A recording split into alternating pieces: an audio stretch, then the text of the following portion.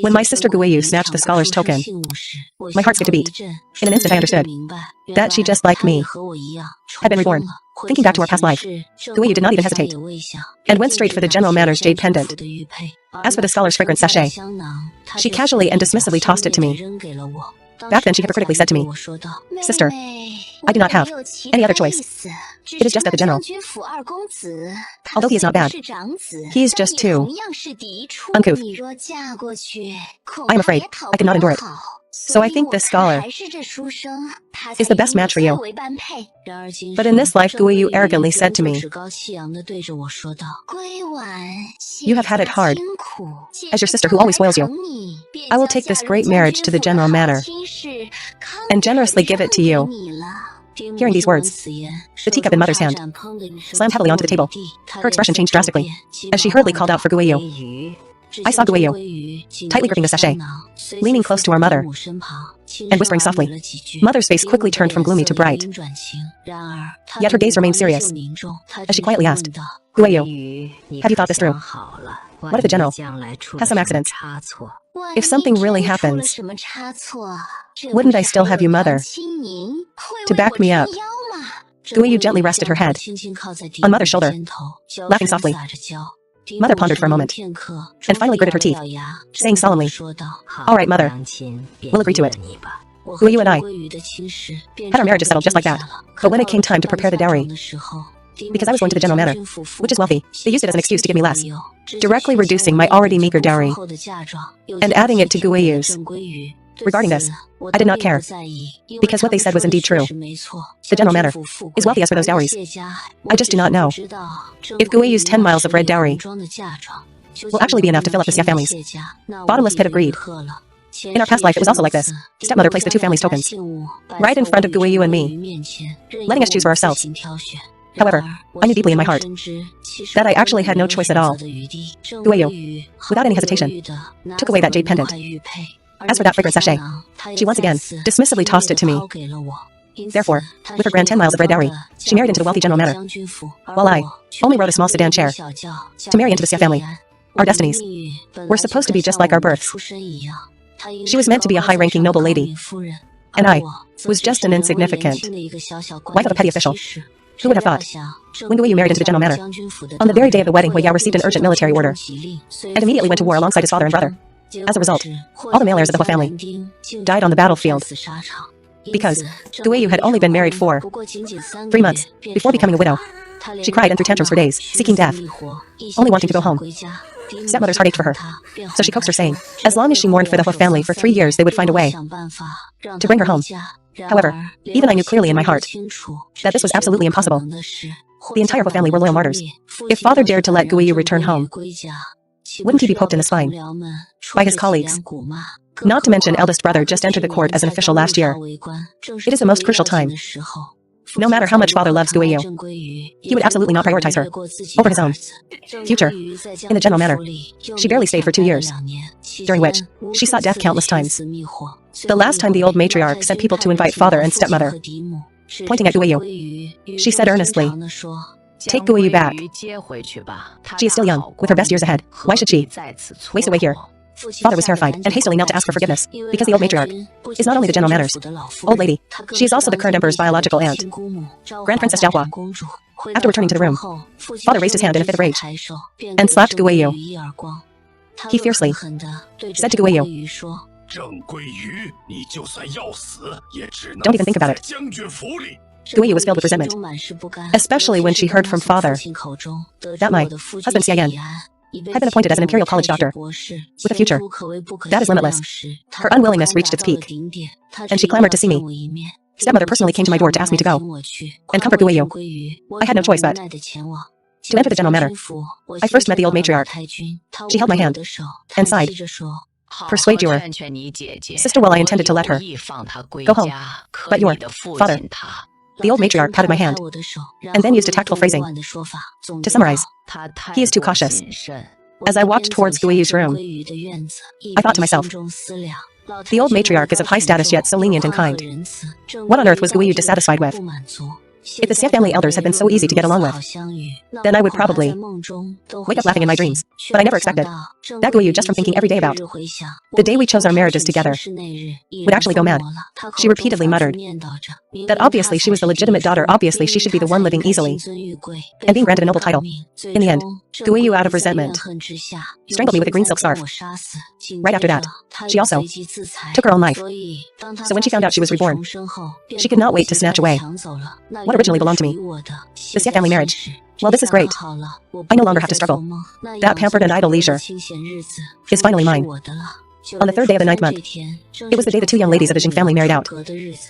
This was originally the auspicious day stepmother had chosen for Guiyu.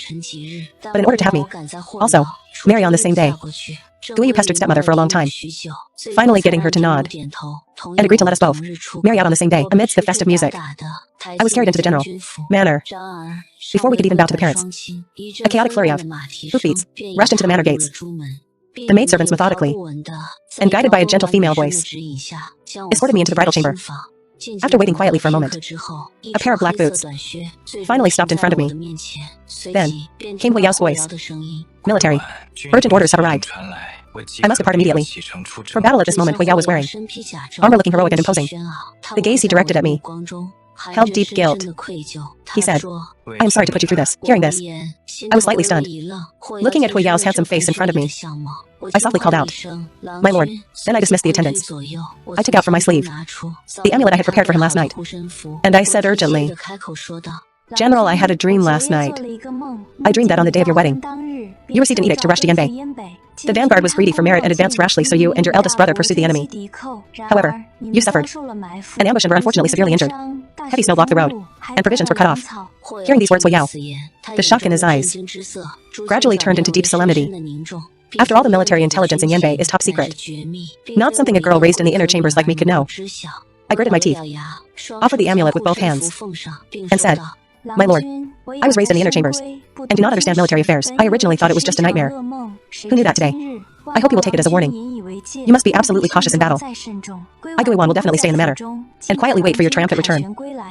Facing my words, Hui Yao, at this moment, remained completely silent. That amulet lay in my palm, along with the trembling of my hand, shaking gently. I could have just stood by and watched, and absolutely didn't need to take this risk. Letting the second son of the Hua family die on the battlefield, and stay in the general manor as a widow. This way, the old matriarch would treat me well. Father and stepmother would respect me. Even, the emperor would bestow a noble title upon me. The so-called loneliness of the inner chambers, to me, Jing Guiwan, would actually be a good thing. But I grew up hearing stories of the Hua family army, constantly exposed to them.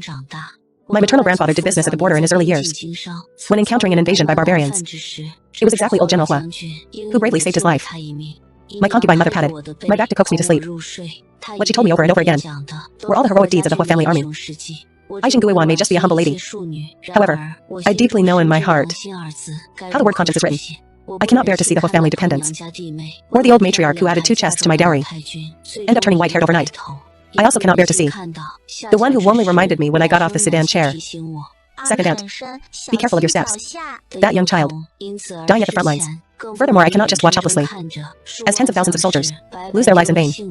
After a long silence, a large, well-defined hand slowly took from my palm that amulet. At this moment, he only said a simple, yet solemn phrase, thank you. After Hui Yao went to war, I was not idle either. My maternal grandfather's business is spread all over the country, and in Xinjiang, there are also several trading companies. Holding the token left by my concubine mother, I went to the trading company, closest to the general manor, and left a message, requesting them to send a trusted manager to see me. I thought I would have to wait a few days, but I didn't expect that the very next day a young lady would come to visit. She cupped her hands and introduced herself. I am from the Sun family, Sun Nua.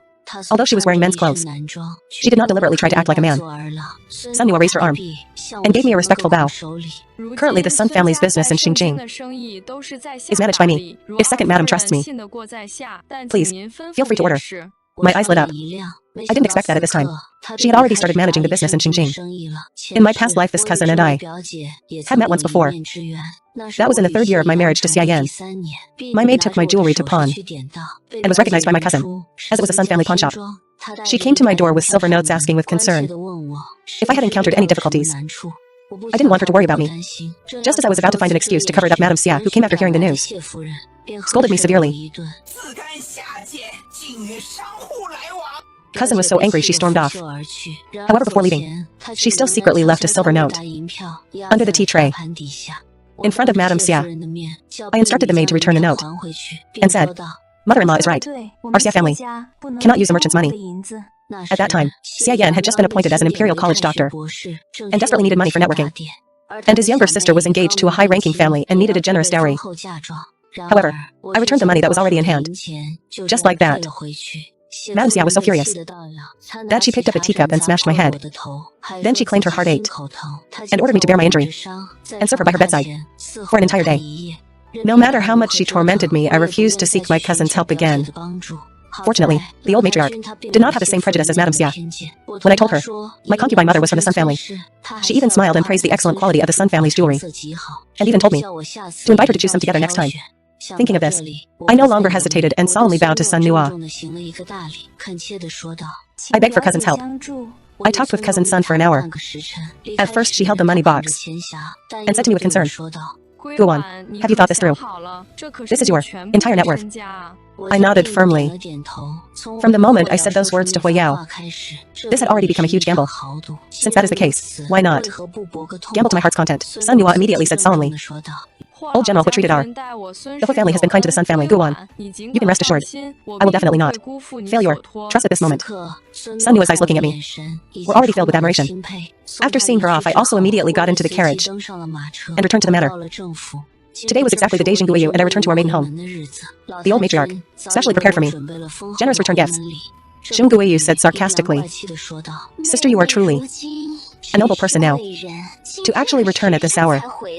She looked at those generous gifts that couldn't even fit in 2 carriages, and a flash of anger first crossed her eyes, but it was quickly covered up by smugness as she continued hypocritically, "However, I can't blame you. On the day of your wedding, the second son of the Hui family went to war. You probably didn't even get a good look at your husband's face, right?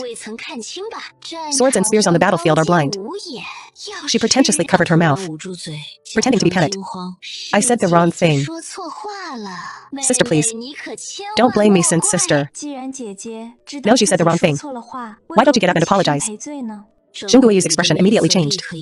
She angrily questioned me. "Jingguiyu, just because you married into a high-ranking family, you don't take me seriously. You dare to speak so insolently. Could it be that you don't take the general matter seriously?" Hearing this, Jingguiyu was stunned at first, pointing at me with an angry expression. She cursed loudly. "Look at your arrogant look of a petty person drunk on success. You are simply as lowly as your concubine mother." Before I could open my mouth to retort, the maid given to me by the old matriarch had already stepped forward and severely scolded. "How insolent." This maid came out from the palace and was even wearing a palace token on her waist. Jingguiyu didn't dare to act rashly and could only give me a resentful glare. We quietly drank our tea. A moment later, father then brought Xia Yan, walked into the reception hall. The atmosphere was quite peaceful. In just one glance, I only needed one glance to see father's joy. I knew that Xia Yan, just like in our past life, had coaxed father into feeling elated and filled with joy. A man who taught all 3 imperial examinations, how could he be just an empty vessel with no substance? I could not help but ask myself. Everything seems to be developing according to the past life's trajectory. At this moment, Jingguiyu became smug. She pretended we had a deep sisterly bond, walked to my side and sat down. She used a voice only the 2 of us could hear to say, "Sister, your brother-in-law is not only talented and handsome, but he also respects me very much on our wedding night. He promised me that he would absolutely never take a concubine in this life." I nodded, because these words, Xia Yan had also said the exact same to me in our past life. He indeed did not break his promise. It is just that I looked at Jingguiyu and did not intend to remind her or reveal the truth. I thought to myself, this is her own choice, isn't it? Jingguiyu was very dissatisfied with my reaction, but father and Xia Yan had already taken their seats. If she said anything more, they would easily hear it. Therefore, Jingguiyu could only resentfully restrain her expression. Towards this I felt calm. All of this was within my expectations. After my concubine mother passed away, I no longer had any attachments in the Jing matter. After having lunch, I proposed to leave. Father and stepmother did not say a word to make me stay. They just told the butler to see me out. When the butler escorted me outside, I looked back at the Jing Manor, and my heart swelled with a trace of relief. Not far outside the door stopped a simple carriage. Its appearance seemed to herald some turning point. Caught my attention. I took a glance at it. Just at this moment, a gust of wind blew up the carriage curtain, revealing the person inside, staring gloomily at my face. How interesting, I smiled faintly. Then, I turned around and boarded the General Manners carriage, ready to start a new chapter in my life. Over the next 2 months, apart from meeting Sun Nua to discuss business, I spent my time in the General Manor keeping the old matriarch company. My life was busy but fulfilling. I took the initiative to ask the old matriarch to teach me how to manage the household. After all, stepmother had never thought of marrying me into a noble family, so she had never taught me how to manage a household. Hearing my request, the old matriarch seemed very pleased. She said gently, "All right, although you are not the main wife of the eldest son, learning more is always good for your own standing." Thus, the old matriarch placed me and the youngest sister, Hu Yufang, together. She meticulously taught us how to manage the household check accounts and how to bestow favors to win people's hearts. Hu Yufang scratched her head while learning, finding it very strenuous. But I cherished this opportunity very much. Not only studying seriously, but also grasping it quickly, probably seeing that I learned very well. Eldest sister-in-law even took the initiative to ask me to help manage the inner affairs. This gave me more practical opportunities, and I benefited greatly. Hu Yufang was filled with admiration. In this way, she and I became familiar with each other, and our relationship grew closer. During her free time, she offered to teach me horseback riding. I was happy to learn more things, so I readily agreed to her suggestion. I didn't expect that I actually had a talent for controlling horses. She only taught me for 3 days, and I could already ride the horse at a trot by myself, progressing incredibly fast. That fierce horse belonging to Hu Yao was surprisingly docile under my hands, which greatly surprised Hu Yufang. Hu Yufang said, giggling, "Second sister-in-law and second brother are truly a match made in heaven. Even his horse loves you." After teasing me, she then asked, "The letter second brother wrote to you.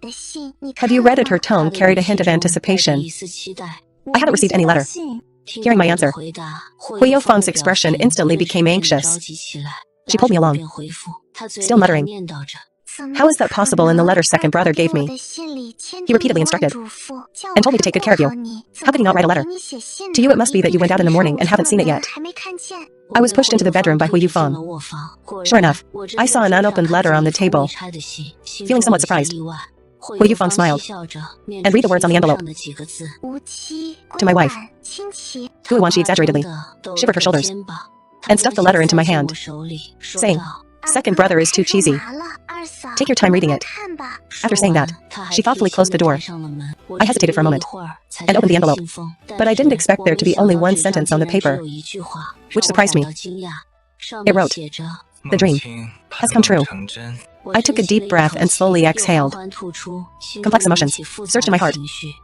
He was telling me that my dream had come true. At this moment, my heart was filled with indescribable emotion. Later on, when the news of the Hua family army being besieged in Yanbei reached Xinjing, Zheng Guiyu immediately came to visit me, under the guise of comforting me. But she was told by the maid that I was overly heartbroken and had fallen ill, unable to get out of bed. This made her feel a bit surprised. She put on an act in front of the old matriarch and shed a few tears, but when she realized she couldn't see me, she had to let it go, leaving with fake regret, but actually gloating. Hu Yufang wrote in her carrier pigeon message to me, "Second sister-in-law, I really can't believe you two are biological sisters. To see such a petty person in this world, I, Hu Yufang, have truly broadened my horizons." I did not pick up a pen to reply to her. I simply folded his letter and put it back on the carrier pigeon's leg. This was our agreed way of reporting that he was safe. At this time, I had already left the capital, traveling thousands of miles. My heart was filled with determination. I deeply understood the importance and risks of this journey. On the day I received Hu Yao's letter, I went to see the old matriarch. I had planned this all along, but if Hu Yao had refused to believe me, I would have had no way to do anything else. But he ultimately believed me. This ignited hope in my heart. Therefore, I gathered my courage and decided to see the old matriarch. In just 2 short months of getting along, I had already treated the old matriarch as my own grandmother. I knelt on the ground and repeated the dream I told Hu Yao to the old matriarch once again. Then I offered Hu Yao's family letter. The old matriarch was silent for a long time, as if weighing something. The atmosphere was solemn. The old matriarch finally spoke, saying with worry, "But on this journey, if any accident happens, Sai, how can I explain to second brother? How can I explain to your father?" I smiled faintly, held her cold hands. "Grandmother, this time I am going to live and die with my husband. As for my father, he never cared anyway about the life of a concubine-born daughter like me. I am born of a concubine, and my mother died early. Father and stepmother only treated me as an object. But after I married into this family, you treated me well. Yvonne treated me well. Eldest sister-in-law also treated me well, even when the little nephew went out and got delicious sweets. He never forgot to bring some for me. The old matriarch shed tears. She said with heartache, "You silly child. These small things, how are they worth you risking your life? You gifted me a peach, and I repay you with white jade. My one absurd dream. My husband believed me even risking the death penalty. If I were to shrink back now, how could I face him? And face the tens of thousands of soldiers?" The old matriarch remained silent for a long time. Then, she helped me up and sat me down on the couch. Her expression became extremely solemn. I was deeply shocked. As she actually gathered her robes and bowed to me, I hurriedly cried out. The old matriarch held my hand and said softly, "Go on. Your journey makes you the Hua family's hero. Wait until you return safely. Grandmother will personally request a noble title for you. From now on, no one will be able to insult you. Not even your father. If second brother treats you poorly, grandmother will even permit you to peacefully divorce him." This made my heart tremble with emotion. Feeling her determination, this meant a noble title. This meant that, from now on, even if I divorced Hui Yao, it would still belong to me. I would have my own backing. The old matriarch said with a firm gaze, "Go on. Go." Her words gave me immense courage and strength. The old matriarch personally picked from her manor guards, selecting the elites to escort me north. We blended into the Sun family's merchant caravan to avoid people's attention. But I didn't expect that the leader of this caravan would actually be Sun Nua. Dressed in men's clothing, looking heroic and valiant, she said to me, "Without me, did you think you could mobilize the Sun family's caravan all the way? Besides, if this battle is won, I might be able to earn the title of an imperial merchant. When that time comes, second young, madam, you must put in a good word for me." I looked at her and smiled, softly replying, "All right." This tacit understanding also filled me with confidence for the road ahead. We headed north all the way, traveling through the wind, snow, and frost. The landscape was covered in silver, and the scenery was boundless. Along the way, the Sun family caravans continuously joined our ranks. By the time we reached Yanbei Pass, the caravan was already massive, stretching endlessly. The road became increasingly difficult to travel for these last 100 miles. We walked for 4 days. Every step was exceptionally arduous. In the end, the wheels sank into the heavy snow. But we knew that success was just a step away. We would absolutely not retreat. Facing the vast snowy expanse, many thoughts raced through my mind. Finally, I decisively gave the order. Switch to sleds. The caravan guards, hearing the order, immediately took action. They quickly passed my order down through the ranks. The transport carts we brought from Xinjiang were all specially modified, ingeniously designed, with hidden mechanisms, to be used in the snow. Simply by dismantling them, they became sleds that could glide freely in the snow, convenient and fast. The guards carefully secured the sled boards to the horses, ensuring they were fixed tightly for safe transportation. The capacity of the sleds compared to the carts, in terms of load, differed greatly. To transport all the provisions over, it would take about 7 or 8 trips. But in order to reach our destination, for this last stretch, we could only use this clumsy method to transport the provisions bit by bit. Hui Yao's fierce horse, which I brought along, as soon as it entered the snowy ground, it became restless. I could only stroke it over and over again, comforting it softly and gently. At this moment, Sun Nua walked over. She handed me a piece of flatbread and said to me softly, "Have something to eat." I said a word of thanks and reached out to take it. Suddenly, a figure bringing the wind and snow lunged at me fiercely. It was a critical moment. Fortunately, the whole family's guards never left my side. They immediately drew their swords and slashed at him. With swift and fierce movements, the man whose hand was severed lay on the ground, wailing in agony. Only then did I see it was a bony, emaciated refugee.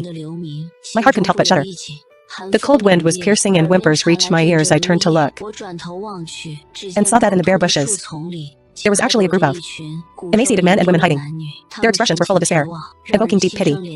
Sun Nua, sighed at this moment, looked at me and said, "The situation in the city is probably not too good either." Hearing this, my heart sank. I turned and asked the guard beside me, "Do we still have extra food?" The guard advised me at this moment, "We do, but even if you gave them food, they still won't survive this winter." His words were full of worry. He then added, "Furthermore, refugees are hard to control if they hurt you." His tone was full of concern. I shook my head, interrupting him, and said firmly, "There are only a dozen of them. With the previous warning, they won't dare. To be reckless, share some food with them. Even if they can live one more day, it is still a day." The captain of the guards couldn't dissuade me. He could only helplessly throw the food over. Seeing this, the refugees rushed out one after another, scrambling for the food. After the 30 sleds were fully loaded, I went ahead to find Hui Yao. Sun Nua stayed behind and set up camp with the rest of the team. She had to wait for us to send the empty sleds back. This was the result of a discussion between Sun Nua and me. And also, the real reason for my journey. The responsibility is heavy, and there is no room for error. The whole father and sons are away at war. They took all the elite troops, and the guards left in the manor are not familiar faces of the whole family. At this moment, only a member of the whole family can approach the heavily guarded city walls. The old matriarch is old. Eldest sister-in-law has a baby, and Yufeng is unmarried. Therefore, I, the newlywed wife, became the only candidate. Bearing a heavy responsibility, I am duty-bound. For this final stretch of the road, we walked for another hour. Between heaven and earth, it was a vast expanse of white, as if there was no end in sight. Even though I was wrapped in the finest fox fur and wore the warmest sheepskin boots, I still, in the bone-chilling wind, couldn't stop shivering. My delicate skin had long been chapped by the cold wind. My slender fingers, due to frostbite, became red, swollen, and thick. My arms and calves now transmitted bursts of stinging pain. Every step was accompanied by hardship, testing my will. I lay on the horse's back, over and over again, telling myself, go on. This is just the final stretch of the road. From now on, no one will ever be able to manipulate your life again. I want to regain my freedom and decide my own destiny because my concubine mother was from a merchant family. And because I am born of a concubine, people despise me for this. However, in my heart I refuse to accept it. The world puts layer upon layer of shackles on me, but I insist on breaking them, layer by layer, deep down inside. This belief supported me as I trudged through the wind and snow, step by step. Suddenly the captain of the guard shouted excitedly, "Second, madam, we have arrived." My spirits were instantly lifted. I slowly raised my head, and the destination was right before my eyes. My heart trembled at the sight. Lead gray clouds hung low. The majestic city walls rose deeply from the ground, lying across like a black dragon. Only the red flags fluttered in the wind and snow. A sharp arrow whistled past. A loud shout came from the city wall. "Who goes there?" I instantly became nervous. I took the military flag handed over by the guard captain and slowly unfurled it. The same flag as the one on the city wall fluttered in the wind in my hands. I answered loudly, "I am Hui Yao's wife." My voice was firm and powerful. The soldiers on the wall looked at each other in dismay, but the bows and arrows in their hands still pointed at us vigilantly, not daring to let their guard down. I reassuringly stroked the horse's mane and shouted again, "Please ask my husband Hui Yao to come out and identify me." I saw a centurion on the city wall. At this moment, shrink his head back. It looked like he went to report it, so I breathed a sigh of relief. I wrapped my cloak tightly. The cold wind made my face sting, but I still persisted. Finally, a young man wearing armor appeared on the city wall at this moment. My heartbeat couldn't help but speed up. Could he be Hui Yao? He looked down. I looked up. In the sky full of wind and snow, we gazed at each other from afar, confirming each other. I was somewhat nervous, gripping the reins tightly. I wasn't sure if he recognized me. The person outside the city was me. After all, doing smuggling, a slight mistake could get one shot. That would be a huge disaster. My heart was full of worry. On the city wall, an order came down. "Open the gates." Hearing this, I immediately breathed a sigh of relief. Only then did I realize that my sheepskin gloves had long been worn through, and a bloody mark was squeezed into my palm, showing how nervous I was just now. Hui Yao took big steps and walked to my horse. He took the reins, looking at my pale face, and asked with concern, "Why are you here? Are you okay?" I nodded and answered straightforwardly, "I came to deliver provisions." He followed the direction of my finger. The guards immediately lifted the covers, revealing the provisions piled high inside. The large amount was astonishing. In the fierce storms of Yanbei, carrier pigeons couldn't fly in, and messengers only delivered military intelligence, so he didn't know about my actions. The look in Hui Yao's eyes as he looked at me held shock and emotion, and it seemed to carry admiration. He opened his mouth and said, "Thank you." Hui Yao then waved his hand. Several soldiers stepped forward, uncovered, and carefully inspected the provisions, confirming there were no issues. His gaze returned to my face. He said somewhat unnaturally, "This is military rule. Don't overthink it. Let me help you down." I nodded. He reached out to support my arm, helping me down carefully from the horse. His movements were very gentle. My frozen feet felt a burst of stinging pain when I stood up, causing me to frown. I then said to Hui Yao, "There are still 80 carts of supplies blocked by the heavy snow outside the mountain pass. Please send someone to return the sleds. As for these guards, and are already exhausted, let them rest." Hui Yao nodded and said affirmatively, "I will arrange all this. You go into the city and rest." I did not try to be brave. After saying thank you, I followed the guards into the city. Feeling the harshness inside the city, the guiding soldier led me into a spacious room. On the south wall hung a majestic suit of armor. Next to it stood a long spear looking imposing. They remained quietly, hanging on the wall, as if silently telling tales of past glory. I gently brushed my fingers over the thin layer of dust on the armor, my heart swelling with emotion, as if I could feel the echoes of history. Having been away for so long, I had lost track of the days. The soldier told me that today is the 13th day of the 12th month in my past life. It was on this very day that Hui Yao suffered heavy injuries and died. This date was engraved in my heart. At 16, he followed his father to war, where they were ambushed by the rebels, and the entire troop of 300 men was wiped out. But he fought bravely, winning great military honors. At 17, he was made an officer. That same year, he led troops to drive out the barbarians for 300 miles, his fame spreading far and wide. His future should have been bright. At 19, after marrying me, because the vanguard was greedy for merit and advanced rashly, he and his brother were pursued by the enemy. Learning that his brother had unfortunately sacrificed his life, he fought desperately despite his heavy injuries to recover the body of his brother from the enemy's hands. A rising star among generals, thus fell Adin city. It was heart-wrenching. It makes one sigh with regret. In a row, old General Hui's hair turned white overnight, but he still fought to the death without retreating, defending the country. At that time there were no reinforcements and no provisions. All they had was a heart full of hot blood, and the people of the 13 Yanyun cities behind them. In the end, the Hui family army held Yanyun. However, no one survived. The 80,000 defending soldiers Yanyun city was full of. The white mourning clothes of the martyred soldiers, countless white-haired parents had to bury their black-haired children. That was a massive and heartbreaking tragedy in this life. This nightmare will forever just be a nightmare. I successfully changed destiny. The heavy burden in my heart was finally lifted. I leaned on the recliner and unknowingly fell into a peaceful sleep until Hui Yao picked me up, preparing to put me on the bed. Only then did I wake up. A charcoal basin was burning in the room, making it warm and toasty. I subconsciously grabbed Hui Yao's arm and called out, "My lord, you are awake." Hui Yao had taken off his armor at this moment. The murderous aura around him had faded a bit. He curled his lips into a smile, revealing a bit of youthful spirit. "Are you hungry? I brought you some roasted meat." Saying this, he carefully unfolded a paper packet. "This is what I snatched for you." The city lacks provisions, and the soldiers. It was not easy. I couldn't help but get nervous. Are the provisions I brought not enough? I don't know the exact amount. I could only give it my all. Asking my cousin to exchange all my money into sleds and provisions. Hui Yao's eyes flickered with emotion. He sat down by the bed and gathered my hands in his palms. "It is not enough to support the entire battle, but it is enough for us to wait until the capital's reinforcements arrive." I said, "That is good." At this moment, I finally realized we were a bit too close. Our breasts intertwined, exceptionally hot in the winter day. Hui Yao looked at me with burning eyes for a while, until my cheeks grew hot. Only then did he let out a frustrated breath. "The battle is not over. Not now." Hui Yao took out some ointment, looked at my palm, and carefully applied it to the bloody marks. "Go on. You rest for a few days, then return to the capital with the caravan." After all, I thought so too. I can't help much here, and will only distract my lord.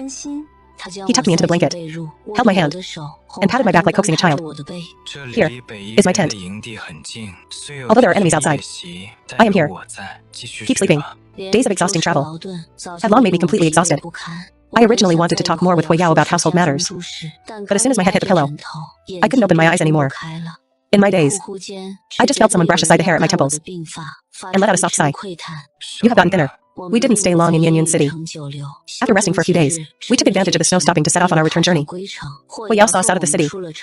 After we had gone far, Sun Yua turned her head, looked at Hui Yao's figure standing with his sword, and sighed to me. "To assist you. Ah, I see. You have taken so much trouble." I couldn't help but ask.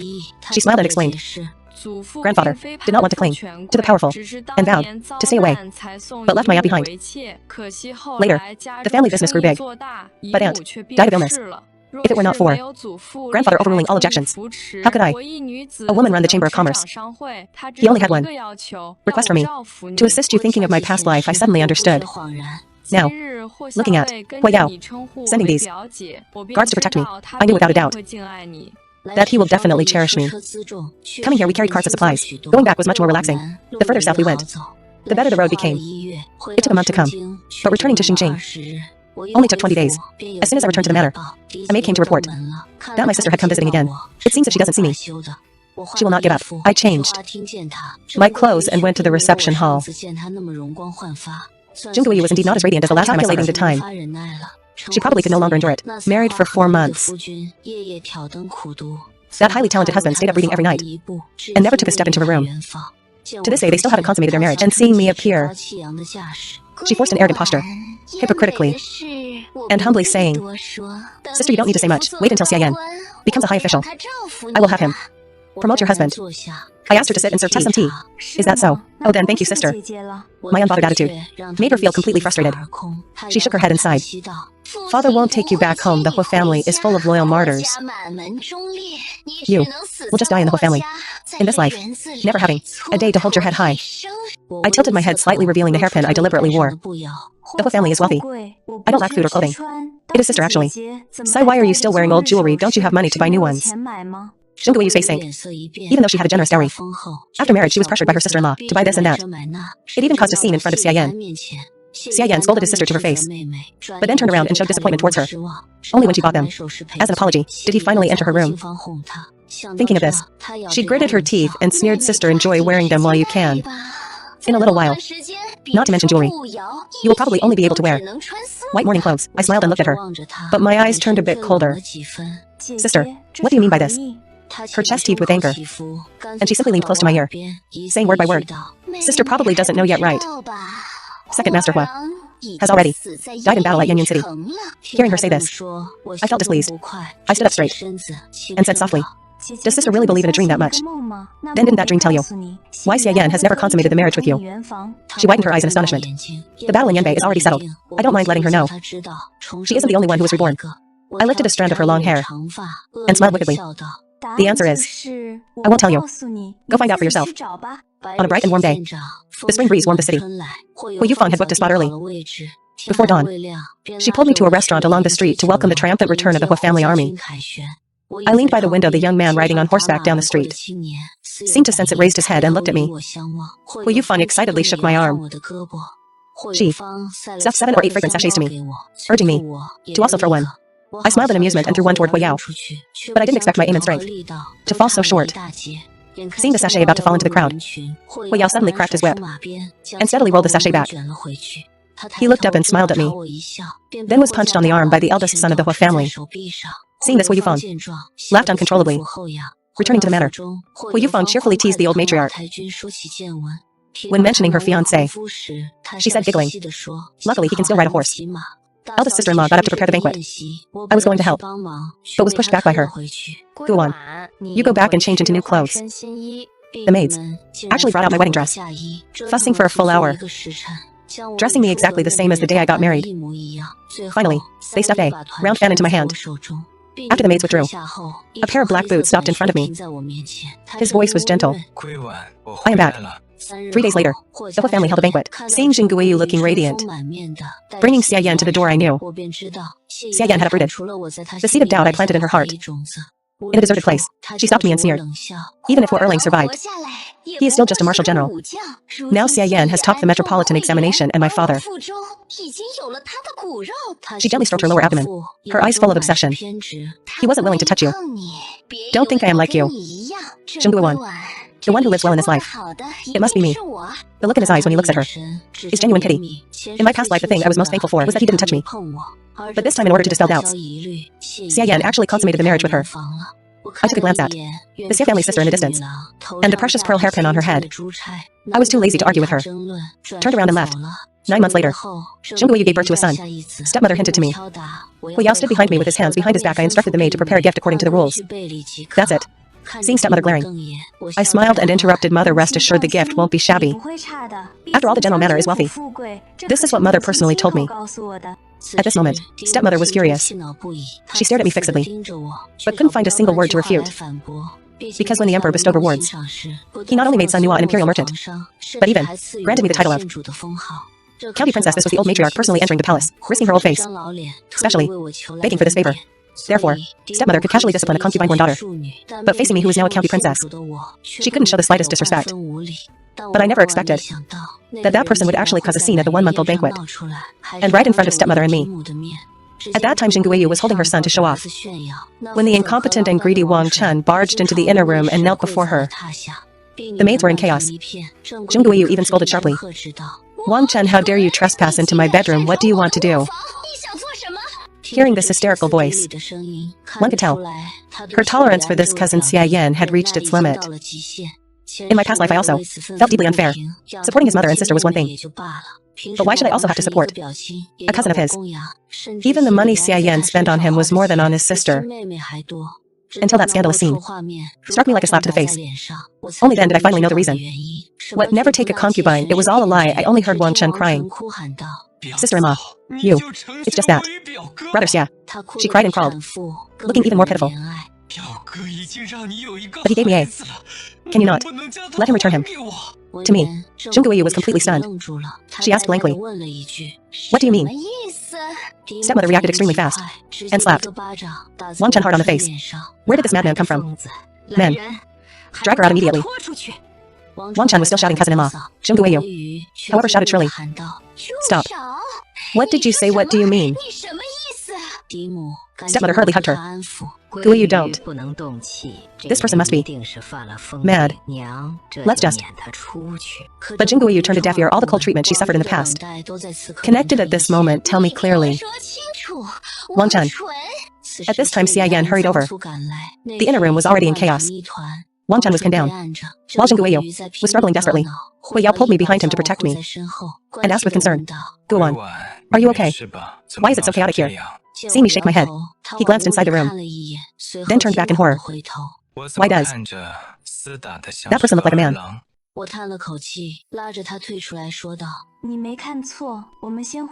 side-pulled him to leave and said, "You saw correctly, let's go." I thought they would terrible worse. But unexpectedly stepmother, except her father, went to plead with him. Xia Yan has a limitless future. Stepmother, after all, feels sorry for her daughter, and advised with tears, "My lord, why don't you? Who are you? Divorce? You. What kind of married woman are you? Even if beaten to death, you cannot divorce." Stepmother, seeing her cry so pitifully, turned to advise Jing Guiyu, "Once you give birth to the eldest legitimate son, who can shake your position?" Jing Guiyu trembled with anger and shouted in disbelief, "Father, don't you feel that he is disgusting? Shut up." Father, just like in the previous life, slapped her across the face. "Even if you die, you must die in the Xia family." After father and stepmother left, Jing Guiyu suddenly began to laugh. "Zhongguiwan, do you feel that I am ridiculous?" Her eyes were full of confusion and pain. "I clearly made a different choice. So why did I still end up at this stage?" I couldn't answer this question either. In my past life, I also discovered that illicit affair, even the dowry within 3 years, was completely embezzled by him. I didn't have a way out like her. After walking in on that affair, I resolved to perish together, even calculating exactly how to poison them. Therefore, I told her my true feelings after being reborn. Zhongguiyu, the Xia family is not a good destination. After saying that, I planned to leave, but she cried and laughed behind my back, shouting loudly, "You are very proud, aren't you, Zhongguiwan? It was you who stole my destiny. I will not let you have what you want." Later I heard that Zhongguiyu returned to the Xia family. Not only did they reconcile, she even took out a large sum of silver to pay the way for the Xia family's daughter. As Xia Yan was promoted 3 ranks in a row, Zhongguiyu became carried away by her success, and actually dared in front of the crown princess to ask me to serve her tea. The crown princess sneered, threw down her teacup. "What a huge nerve you have! How dare you ask my cousin-in-law to serve you tea?" Zhongguiyu's face turned pale in shock, and she hurriedly begged for forgiveness. The crown princess, holding a teacup, scolded her in public. This was undoubtedly a great humiliation. Before leaving, she stared at me fiercely and sneered, "Zhongguiwan, your time of triumph will not last much longer." Soon there was an emergency at the border. The second prince rebelled, and we, the female family members, were all captured into the palace. Zhongguiyu, fully dressed up, stopped in front of me. She showed off her head full of new jewelry and said proudly, "Sister, you see, the winner is still me." I secretly cut the ropes while asking the question that puzzled me. "Sister, why do you always cling to me?" Zhongguiyu froze for a moment, then showed an angry expression. "You are a concubine-born daughter, yet you live better than me. This is the greatest sin." I didn't want to reply, but Hui Yufeng beside me couldn't listen anymore. "A mere first-rank lady. You are very noisy." Suddenly from outside, Zhongguiyu grabbed a palace maid and asked, "What happened?" The palace maid answered trembling. "The whole family army entered the palace to protect the emperor, and is currently clearing out the rebels." Zhongguiyu was completely stunned, shaking her head frantically. "Impossible. The whole family army has already broken the ropes and stood up. My second brother could slay enemy generals leaving no armor intact when he was 17. Do you think these rebels can turn things around now? Zhonggu Yu, unable to accept this fact, grabbed her hair, hissing, 2 lives. Every time, I am inferior to you. I refuse to accept this. She staggered towards me, suddenly, raising a short sword to stab me. This time, I will definitely not miss. Before her knife could fall, I raised my hand and had her palm pinned to the wooden pillar. Zhonggu Yu, held miserably in pain. I gently said to her, Sister, only after marrying into the general's manor did I realize that there are still so many things to learn in this world. After saying that, I walked out without looking back. Everything started because of her, and will end with her, until I walked far away. Later this Ye family was executed and exiled. Father was stripped of his official post and came to cause trouble. I stopped Hui Yao, and instructed the driver to take the back door, and ignore him. Seeing him frown, I smiled and hooked his finger. My lord is a highly renowned general. Who dares to gossip about me? Hui Yao's earlobes turned red, as he earnestly promised. I will work harder to get you a higher title. Returning home, looking at the warmth of this life, Hui Yao and I knelt down to kowtow to the old matriarch. Grandmother, wishing you eternal spring and longevity.